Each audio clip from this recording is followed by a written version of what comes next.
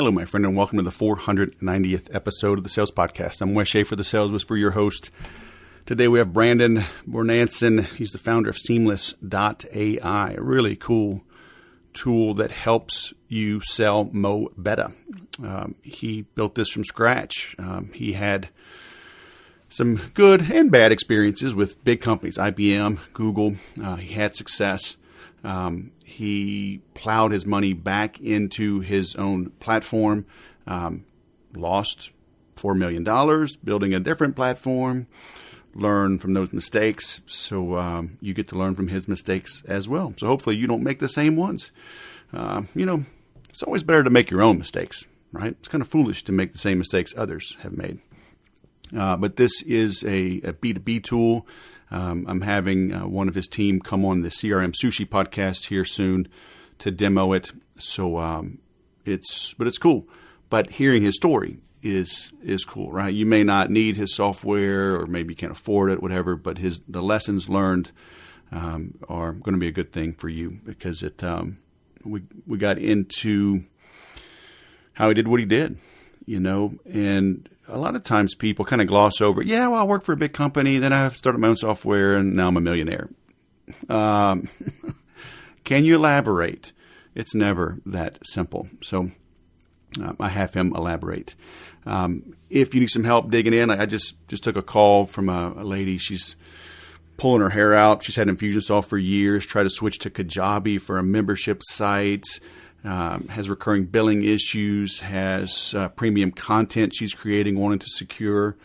And actually, I helped her streamline it quite affordably on a simple call. And then we'll do a little consulting to make sure she maps it out correctly. But, instead of tens of thousands of dollars in months, it's probably going to be, a couple grand maybe, and doable in a few weeks. So, it's interesting. I'm usually downselling people because I keep things simple. Yes, sometimes you need super complex. And I know the people that can do super complex. I'll oversee it. I will hold them accountable. I will make them hit the deadlines. But usually people are overcomplicating things.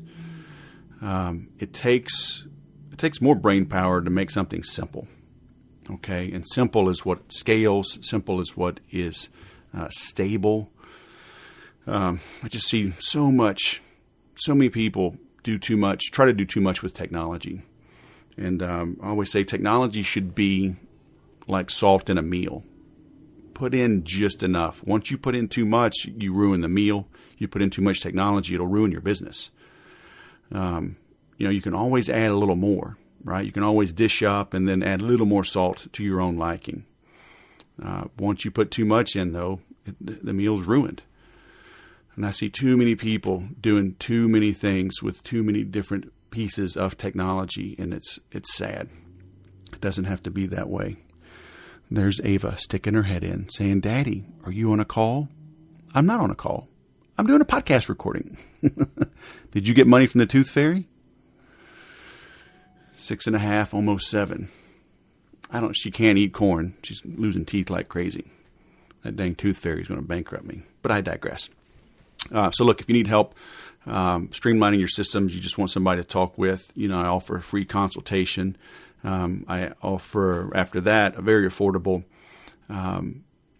deeper dive, if you will, where I help you break everything down, give you recommendations, bring in, introduce you to the people that can help if I can't. But a lot of times the initial call and then the small retainer up front just to break everything down is enough. Because again, I'd rather you have success and speak highly of me than try to make a big lick doing some complex thing. It's not in our best interest. All right. So go to thesaleswhisperer.com, hit the contact us, and we will chat. All right. So now let's bring on Brandon. Brandon Bornancin, author of Whatever It Takes, founder of Seamless.ai, all the way from Columbus, Ohio. Welcome to the Sales Podcast, man. How the heck are you? Wes, doing great, man. Happy Monday. Thanks for having me, and thrilled to be here. Databases are dead. Connect with your prospects instantly. So I'm going to have you demo this next week. on the CRM Sushi podcast, but we're gonna get to know about you first. All right. I want this to be like Jerry Maguire, man. I'm gonna make you cry. All right. This interview will not end. It will not end until we see a tear, okay, coming down. And we're not going to edit that out, okay? I want snot bubbles coming out. There we go. This is how we're going, man. Show me the money. Show me the tears. All right? I love it. So what the heck, man? So Seamless is cool. I see your freaking ads everywhere. Good grief. Thank you. I'll have to give a congrats to the marketing team. They're doing something. So how did this get started, huh? Scale your sales with artificial intelligence. I mean, who are you, man? And why should we even listen to you? Yeah, dude. Well, thanks again for having me. And, I'm a sales guy that needed to find everyone that I needed to sell to. Now, luckily, I was selling for IBM and Google, so I worked with a lot of really smart engineers. So after spending about $3 to $4 million on sales databases, selling for IBM and Google, I'd log into these expensive sales databases. They were missing 90% of the people I needed to sell to. When I would send emails or make calls, I'd get bounce backs, wrong phone numbers, you name it. And it just drove me insane to the point of like, you know what? Hey, I'm going to work with these engineers. We're going to build our own search engine like a Google to find every single person in the world that you need to sell to. And then we're going to use AI to research and validate all the direct dials, cell phones, and insights for these people. And used it as my secret weapon. We built it, went from 0 to $100 million in sales insanely fast, became a millionaire in sales. And that's when I realized like, hey, I want to help everyone in the world accomplish the same. So took all the money I made using Seamless as like my secret weapon. And then now we're helping roughly over 150,000 salespeople, marketers, and entrepreneurs globally. And we've got thousands of people in President's Club, which means that they've generated over $1 million in sales using Seamless. So that's our mission, help the world connect to opportunity and win President's Club, which means you've done over $1 million in sales with our software. Nice. So you were using the tool in your day job? Yeah. So I built it. I've been an entrepreneur before, made a lot of money, 18, 19, 20 years old, launching a gambling marketing software, which was awesome for party poker, poker stars, full tilt poker. That did like 12 million when I was super young. And then they made online gambling illegal in the US and launched a second company. And I lost $4 million building a text message marketing company. So like, I knew how to build technology and how to build failing or successful companies, a little bit of both.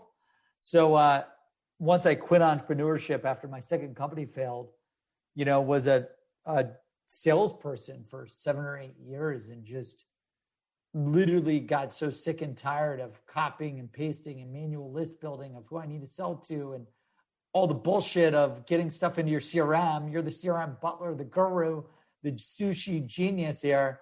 A lot of all of that work is terrible. It sucks the lifeblood out of salespeople. And I was like, there's got to be a way to find everyone you need to sell to, research their contact information in real time in seconds, and then get it into your CRM. And built it for myself to automate all of that work so I could just be pitching and closing. Right. So you make money, you're young. I mean, you lost $4 million. Was it your own money? Was it like friends and family? The bad part about that, it was all of our own money. I mean, you never want to lose other people's money, but when you lose all of your own money, it's fucking terrible. It just beats you to death. And the tough part was all of the gambling money we made from this online gambling marketing software. We got to spend a lot of it, but then we parlayed it into this second company, and that second company failed because it was a text message marketing. Right. So this was flip phones, and we thought text messages for advertisers were going to be the future. And literally no one was investing in it. And our biggest failure was actually, again, kind of going back to Seamless. Like we didn't have the list of the B2B people, B2B marketers we needed to sell to. my first company was in B2C. My second company was in B2B. I didn't know B2B lists. I didn't know B2B sales. And we just got crushed as a 21, 22, 23-year-old. And then we quit and sold for IBM and Google. So who's we? So good question. Half my partners went and sold for IBM. The other half just went off to do other stuff. So one of my partners, my VP of product, Jake, who's one of the co-founders of InMobile, when we shut it down, he went to IBM Interactive Resource at the time. And he's like, hey, we're selling IBM Watson. It's easy. Everyone knows IBM. You should join us. He was building the products and he's like, you should sell this thing. And I'm like, cool. I'm out of a job. I have no money. I'm broke. I'm poor. Let's do it. And joined him. And then we built this really big business unit selling IBM Watson, selling IBM Interactive to all these Fortune 100, 500 companies. How did you ramp up in B2B sales? Because like you said, you were rusty on that area, but then IBM, especially IBM Watson, it's all B2B.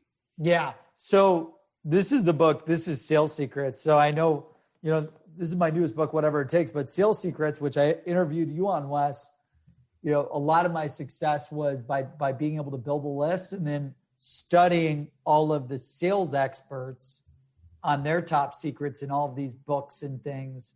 So I just started reading all the over 250 different sales books. And this was before there was an Amazon. So you got to buy this shit in a Barnes and Noble, Borders Books, if you remember what that is. I forget the other book places that shut down. Half Price Books was another one. But so I would go to these book places, and this is when the book places only had 5 to 10 books. They didn't have 1,000 sales books like now. So I would just buy all these books, read them, and then start executing the strategies. And then when a new one came out, just kept buying, reading, and then you do it with the blogs and everything else. And that's how I learned B2B sales, through trial and error and studying and then building the list. I got to imagine, though, IBM had a decent training platform curriculum. They did not. It was terrible. Oh, wow. I mean, so different divisions, there's a lot of different divisions. If you're selling IBM hardware, the iframes and the servers and stuff, boom, you're good to go. But the IBM Interactive and Watson division was new. There was no training. It was literally just come in, you're part of a pitch team, and you got to figure it out. You got to generate a book of business. Very little support.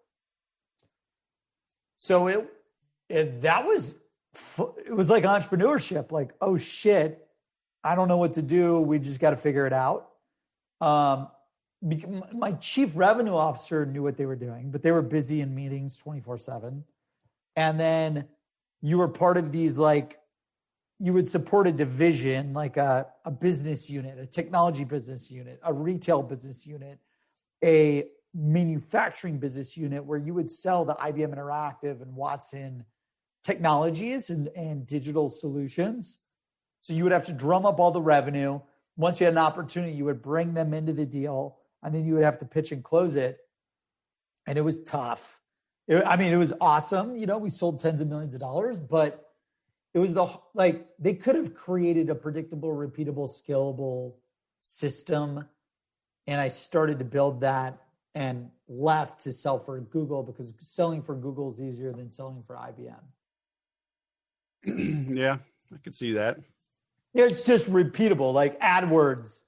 That's a lot easier than selling a multi-million-dollar artificial intelligence software that we create for you. Right. That's one's super custom, one is super vanilla, rinse, repeat, pitch, rinse, repeat. Yeah. And the ROI of Google Ads is much easier to correlate to CFOs, CEOs, C-suite than selling a new AI technology. Yeah. So you get to Google. Is that when you started working on the foundation of Seamless? Yeah. So when I was selling for IBM, I built a research team that was building my list for me.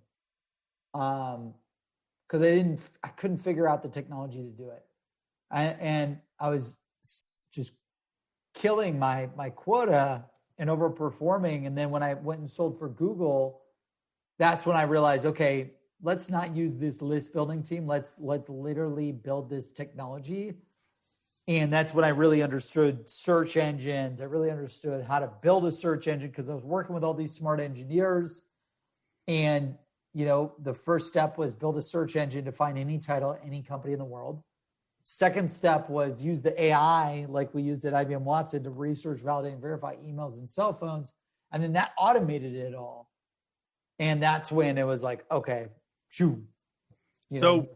Who's this research team at IBM? Were they IBM employees? They're just doing it as part of their job? Like a team that I hired and employed myself.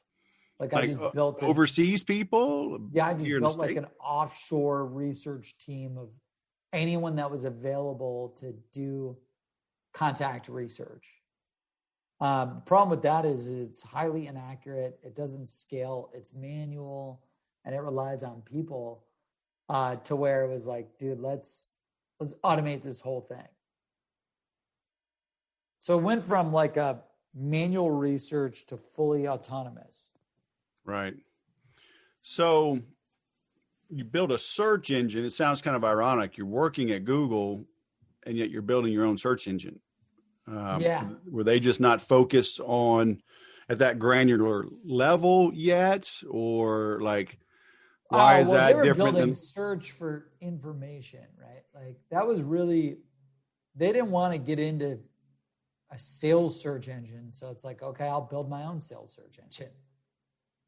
And I'm like, this, the technology is so robust. It can, like, a search engine can be built for anything, and you just got to figure out what you want to find.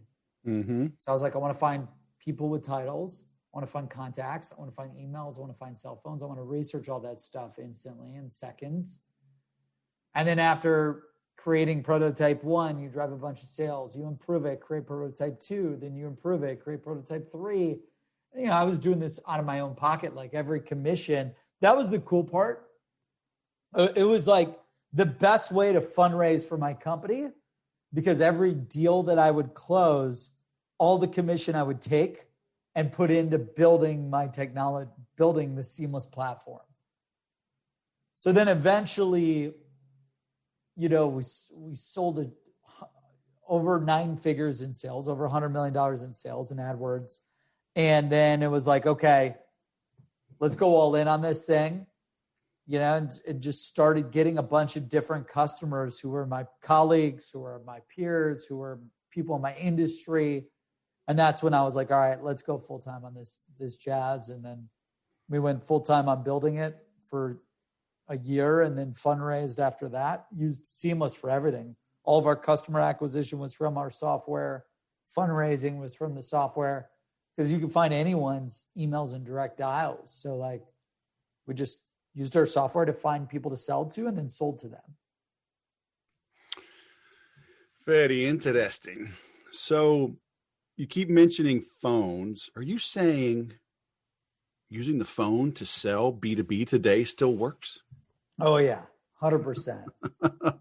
all the channels. Yeah, I mean we book 200 to 400 appointments a day, from the phone, from email, from social. You got to leverage a multi-channel approach. But my sales team has a record of over 406 appointments in 24 hours. We're talking a lean 20, 30 person sales team at the time.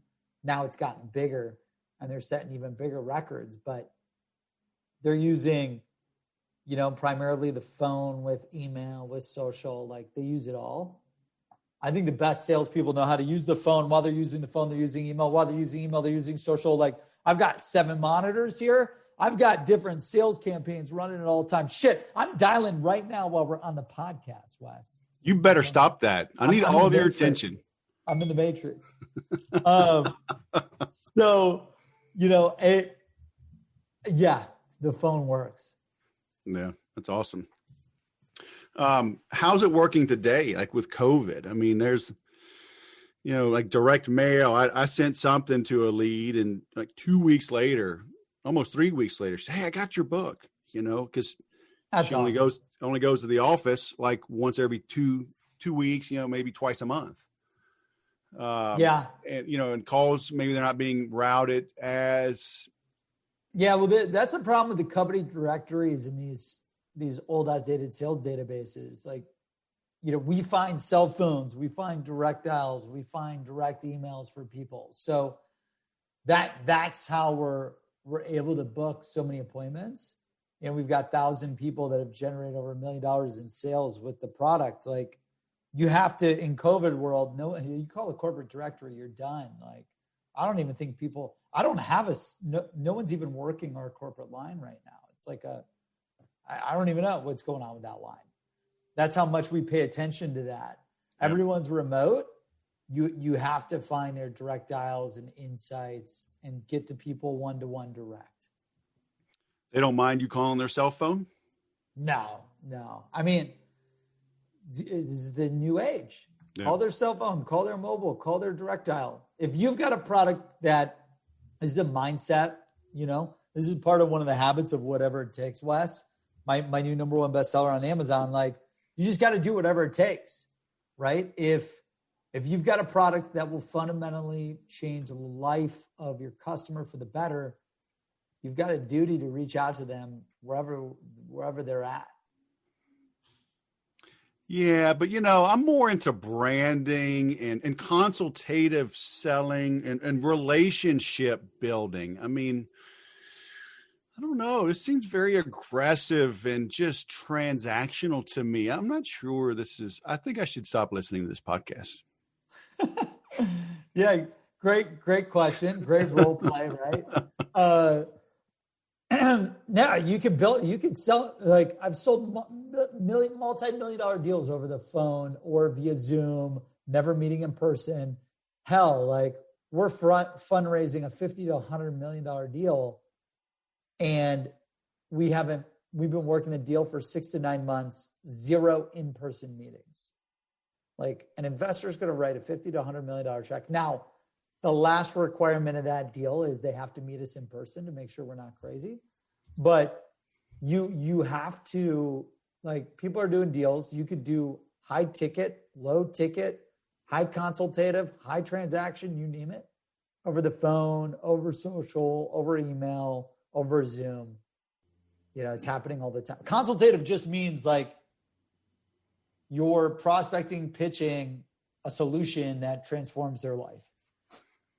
Like, what is the core? What does that even mean, right? If we break down consultative selling, like, that means you're here, point A, you want to get to point B. I'm going to figure out what is stopping you from point A to point B, and we will get you from that point to your destination as fast, as cheap, as cost effective, as efficiently as possible. Yeah, I tell people, because they're like, "Oh, how's COVID? Like, how's it affecting your business?" I'm like, we've homeschooled for 13 years, and I've worked from home for 21 now. I work for myself from home. You homeschool your kids? Yeah. I think that's genius. What made you decide to shift to do that? Hey, this is my interview, man. Who's asking the questions here? One of your 7 monitors like tell you to do this? Dude, we pondered it for a while. We didn't even. So our 2 oldest were not homeschooled because my wife, she had to be on board because she's the one doing it, Yeah. And so finally, we've done like 13 years now, and my oldest daughter just turned 21. So what's that math? She was around 4th grade, maybe 5th, somewhere in there when we started, and we homeschooled her all the way through high school. Then my next 2 daughters, we homeschooled all the way through 8th grade. And then they decided to go to the high school that their brothers went to. And we got 2 more still being homeschooled. So yeah, we don't like the crap going on in schools, Yeah. There's not a big selection of private schools here. When we moved in 2004, there was one Catholic school. It could dramatically slow down your progress. Yeah. and it's been fantastic. So the two girls, they had to come back home right because of COVID, and it was just like being homeschooled again. So they just rolled with it. Yeah. But yeah, it's been fantastic. Like even now, right? We're leaving for the mountains. My wife's going up today. I'm going up tomorrow, and just the kids can still do class. Yeah, you have 100% freedom. Oh yeah, dude. We go to the beach. We go and we can go off peak, right? So we have places to ourselves. That's epic. That's true freedom. It's just awesome. Do and anything you want, whenever you want, wherever. Oh yeah, amazing. So much better. But me working from home and all these years, I've sold hundreds and hundreds of customers on Infusionsoft, HubSpot, Entreport. And man, I've probably met 5% of my customers ever. Entreport is pretty badass too. They've done some good stuff. I've had Landon on a couple of times, and when they came out with their 5.0 a couple of years ago now, that changed. Just like Infusionsoft, when Infusionsoft came out with their campaign builder around 2011 or 12, somewhere in there, that saved them. If they didn't have the campaign builder, I think they wouldn't have made it through the tough times. It's just so easy to use. And then Entreport was hard to use. And they came out with kind of a campaign builder. It looks like everybody else's, honestly. It looks like ActiveCampaign. It looks like HubSpot. But they're good. They're good. And I mean, there's only so many GUIs you can create, right? You got to, right. Only so many ways you can invent that thing. But yeah, that was a big change for them. And, Yeah, but you were saying you sell hundreds of customers and you've done it all remote. All remote. I mean, I was using WebEx and Skype and whatever back in the day, but people didn't care, as long as I can meet their needs and solve a problem and take away a pain, they send me their money. 100%. That's awesome. Piece of cake. And I see too many people, though, especially smaller entrepreneurs, talking about branding, right? And I'm like, you got to sell something. When you're new, you got to sell. Yep. Right. And you build your brand over time by delivering the goods. Right. Yep. 100%. That's how you've made it, deliver the goods. Build and sell the products.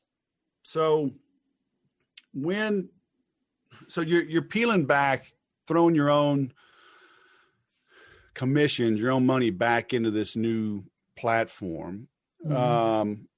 Did you have a vision for it, or were you just solving an immediate pain and just see what tomorrow brings? No, it's funny that the platform that you see today was always the vision of the product.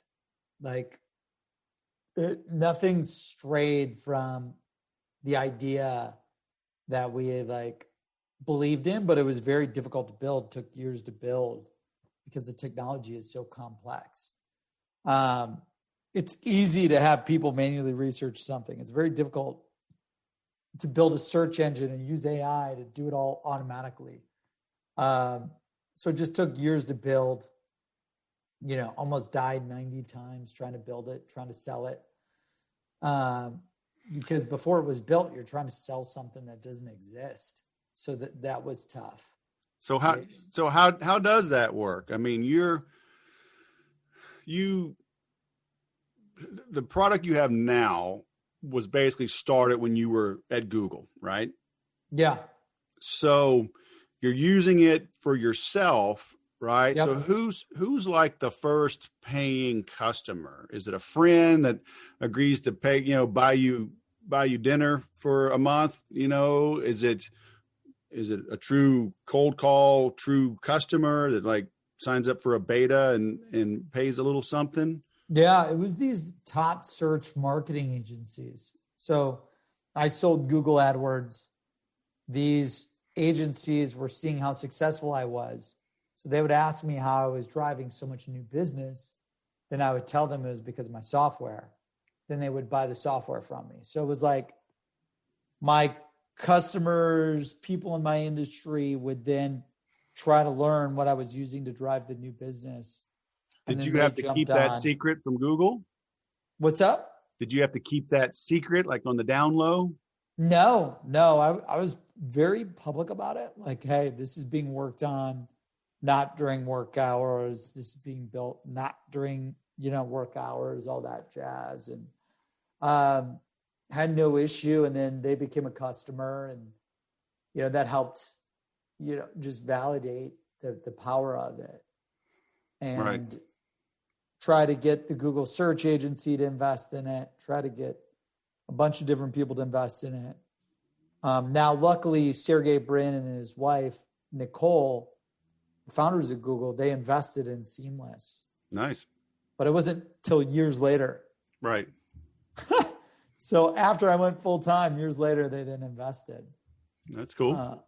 Which is pretty awesome. How do you decide when to get outside investors versus, staying organic and bootstrapped? Scale.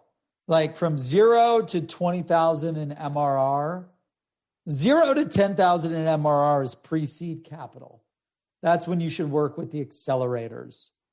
Like accelerators will invest 50 to 250K to help you figure out your idea, get product market fit, 100 customers or less. And then once you're at 10K in MRR, I would say 10K to 100K in MRR, you go for the seed round. That's like anywhere from $1 to $5 million. And then after that, depending on where you go, you could get the Series A and above. But I always recommend go pre-seed, accelerator, then go seed, and do it based on the number of customers that you acquire. Mm-hmm. You got to be obsessed with building the list, selling to the list, and acquiring customers. A lot of entrepreneurs now, they have no customers and they fundraise a shitload of money with no product market fit. Like, you haven't sold anything. You got to build the product and you got to sell the product. Right. Make sure people want what you have. Yeah. Because I know, like, Entreport may still be bootstrapped. Active Campaign was for a long time. I think just last year they went and got some outside money. Mm-hmm. Is it a pride thing? Is it just you don't want to give up ownership? Like, why do some decide to bootstrap it versus take outside money? Because if you don't do it right, you could lose your own company, can't you? In raising money. Yeah, I think it's different confidence levels. When you're confident, you fundraise. Like when you've got product market fit, when you've got a lot of customers, when you've got growth, that's when you fundraise to fast track the growth, fast track the product features, fast track customer success, service. Like, you got to have product market fit though. And that can be defined anything from 10 customers to thousands of customers. Like, if you're confident in your KPIs, your MRR, your ARR, your cost to acquire customer, your cost per acquisition, your average revenue per user, your MRR growth rate, your profit and loss statements, like, then you should fundraise. Mm-hmm. And if you know that you've got this like flywheel, that's when you go and you double down on it. Yeah. So your people, and they're banging out these calls, like, are you very prescriptive? Do you have your sales team and say, look, here's what you do, right? Run the software, reach out this way, say these things at this time, or do you give them a lot? Do you give them a wide berth? We are very prescriptive, but we believe like I'm a huge Tom Brady fan. So I believe all of our salespeople are quarterbacks, and they're like Tom Brady. So like, we'll provide scripts, strategies, plays, right? I call all of these things plays that the quarterback can run and use to win the game.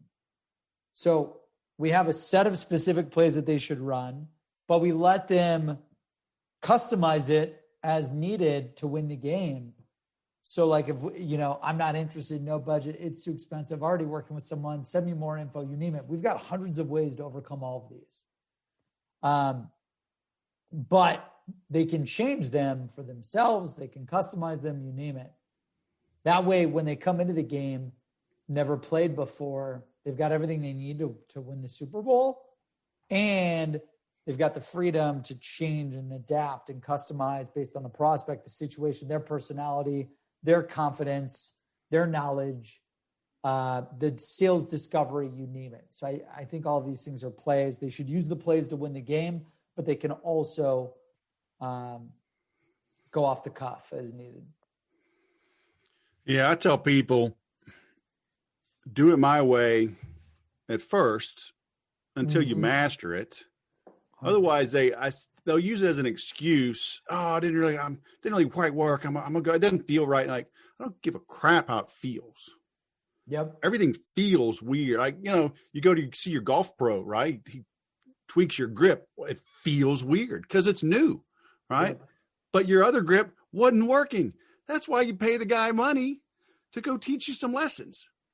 All right. It's like, do it my way. Do it. Go play for a month, go to the range, go play, with your weekend group 4 or 5 times under pressure, then come back and tell me if it's not working. Don't change it up first swing just because it feels weird, right? It's like, you don't know enough yet to modify my plays, so what's that kind of, yeah. Okay. I think until you're hitting quota, you're not allowed to change really anything. Right. Like first 90 days, we've got hundreds of experts now. Like you've got hundreds of people that have tried everything, who have mastered it. And now we're teaching you the best ways to win the game and to maximize the success of your customers and to over deliver for them and get them on the world's best sales platform. Like the people that fail are the people that try to invent their own way. Yeah. First 90 days, when you go into inventing versus blocking and tackling and just like doing what we tell you to do, the people that just do what we tell them to do and try to do it the best that they can always are in the top 1%. They're in the top 1% of our performers. We had people go from intern to SDR to AE to AE director to team lead in less than a year, because that college kid was a football player who just learned to just, hey, coach, tell me what to do. I'm going to do it the best in the world, and I'll keep practicing. And he just, like Ryan Feely, this guy went from intern, SDR team lead, AE team lead, to now managing 20 people. He's like 23. Mm-hmm. I don't care about your age, your experience. Like if you could come in, you could master what we tell you and you could crush it. And then you could tackle these new challenges that we throw at you. It's a meritocracy. We've built a very exciting meritocracy here where anyone can achieve anything. So before COVID, were you, did you have an office, or have they always been remote? Yeah, we had an office. It was, we had 2 offices, one in Columbus, Ohio, one in Newark, New Jersey, because Amazon and D&B invested in us. So we had an office in the Amazon building, and we had an office in downtown Columbus. And I shut down our main office in March when the governor shut down the state of Ohio. I just killed it right away. And then, 6 months ago, we provide 100% optionality. So like, if you want to go into our office, you can. If you want to work from home, you can. It's 100% optionality. Do whatever works for you. And we've been super successful operating at 100% optionality.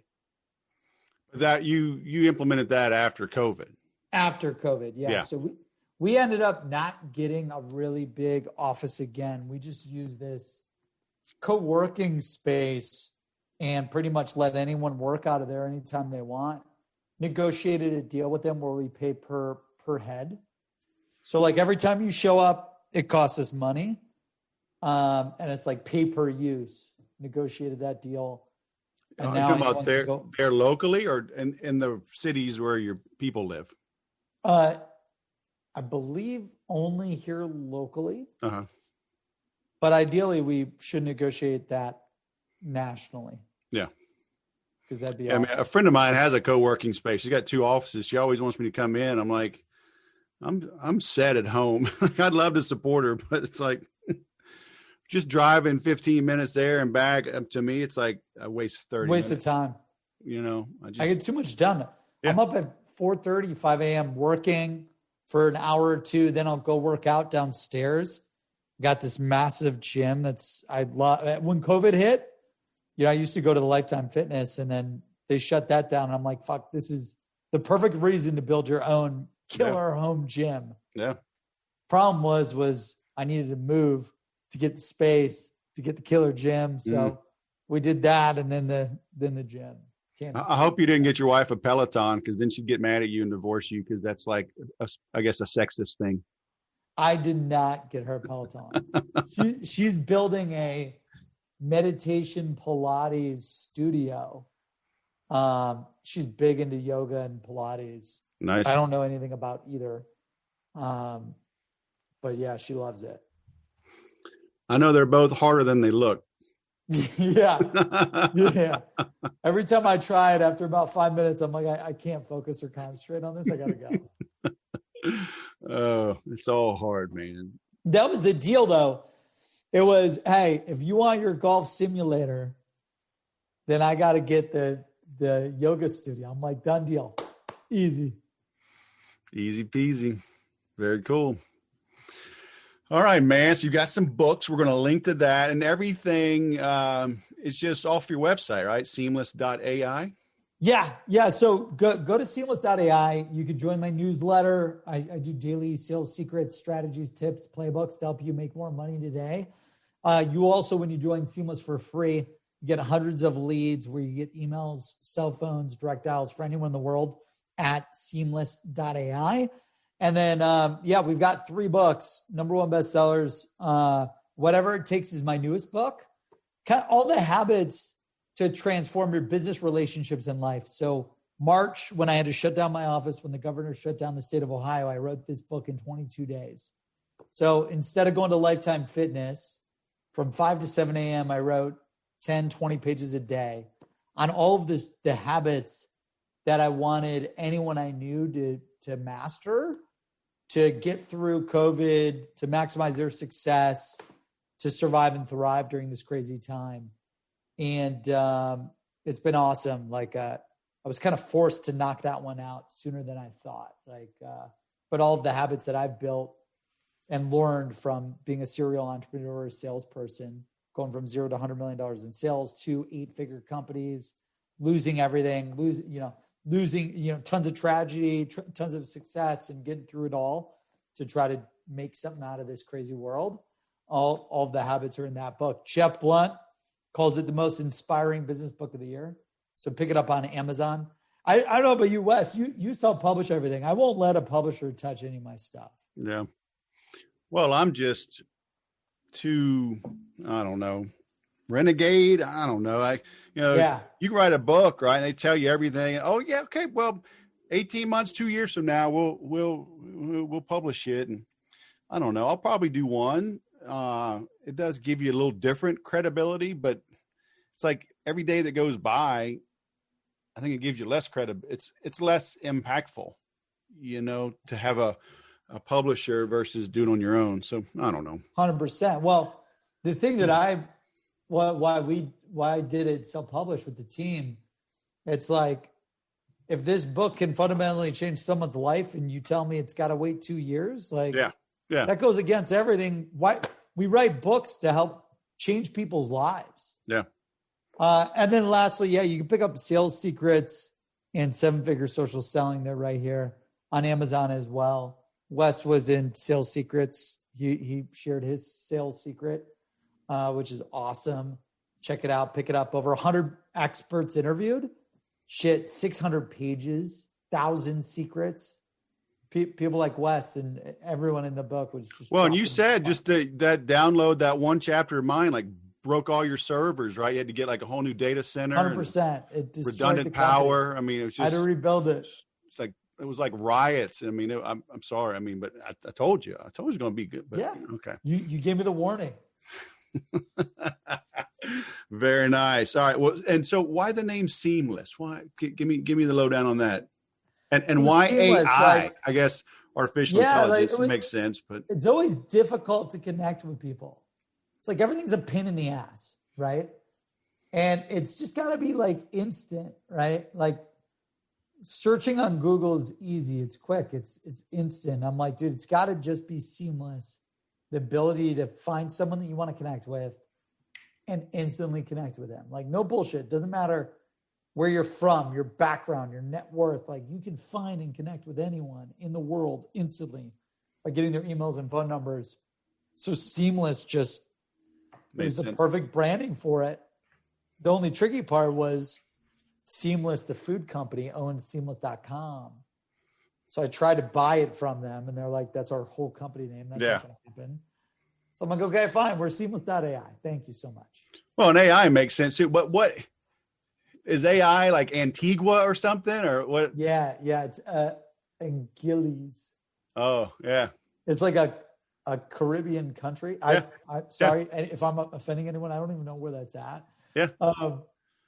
That's cool. I mean, but because AI is a part of it, so it makes sense. Yeah. Yeah, that's cool. All right, Brandon, stay warm, my brother. Thanks for coming on the show. Yeah, thanks so much, Wes, for having me. Audience, we would love to connect with you on Seamless, and feel free to follow me, connect on LinkedIn. Would love to stay in touch. All right, man. Have a great day. You too. Bam. Where's that there? Sometimes I can't find the button. I will push your button, but sometimes I don't know what button I need to push. So I hope you like that. All right. Don't get too creative. I love that approach.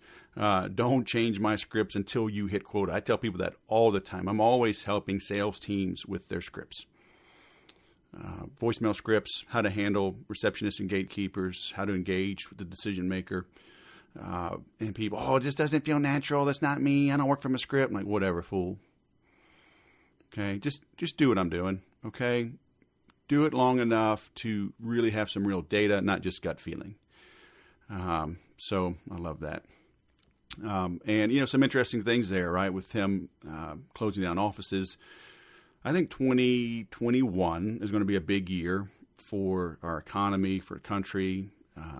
Cryptocurrencies. I've got a powerhouse guy coming on in a week, and I'm going to publish him right away. Eric Voorhees. I had his dad on the podcast not too long ago. Interesting individual. Actually met him in Breckenridge a couple summers ago. Great guy. Bought some diamonds from him, but that's another story. But Eric is a powerhouse in the crypto space. I've been diving into that the last few months. My oldest son is in the space in San Francisco. My second son is quite sharp in it, giving some advice behind the scenes to some friends. But got an expert coming in on that space. So I think we got a big year coming up as the government takes its boot off of our throats. I think there's a lot of damage that has been done, though. I think it's like a professional athlete. They give cocaine and uppers to plow through some pain. And yeah, as long as that cocaine is working, hey, yeah, bet on that running back, right? Bet on that player. But instead of having a 10 or 12 or 15 year career, they're going to have a 3-year career. Because there's internal damage being done, right? And the longer you're on those drugs, the more the damage is done, the more severe, the shorter the life. I think that's what's going to happen here in our country. I think 2022 could get ugly as we recognize the permanent damage. I think something like 20% of all California restaurants are closed permanently. The housing is crazy. I mean, where I live, things are just up unbelievably, literally unbelievable. I read an article on Bloomberg yesterday. They're like, it's more than we thought. And so it's just because of these unprecedented acts the government has taken. But anyway, identify the opportunities, right? And ride those waves and be prepared, to hop out.